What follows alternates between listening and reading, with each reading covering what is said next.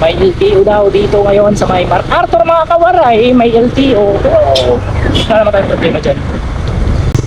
Na ako ay paratangan. Oh my God.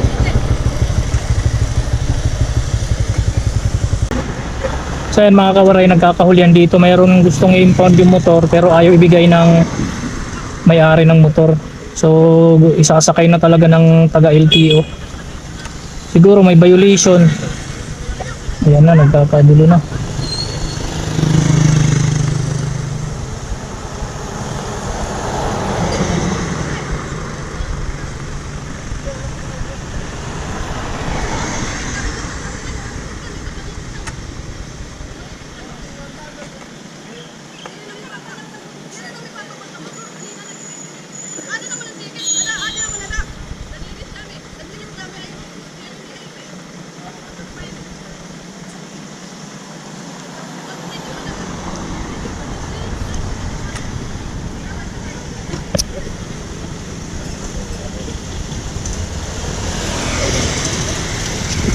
So ayan na nakikiusap yung driver dito na wag silang hatakin dahil natikitan naman na daw yung motor nila, pero itong taga LTO gustong i-impound talaga, gustong isakay.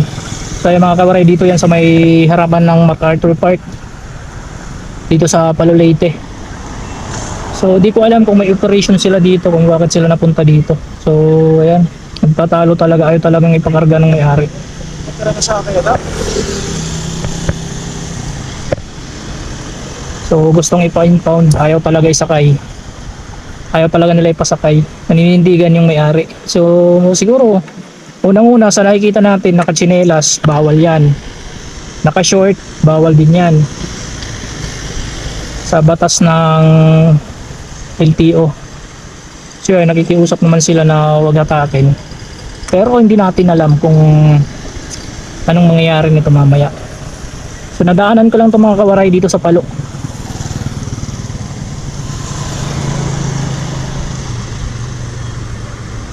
Pilit talaga na baka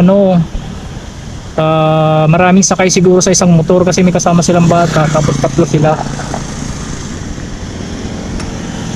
Bawal kasi siguro, bawal talaga yung loaded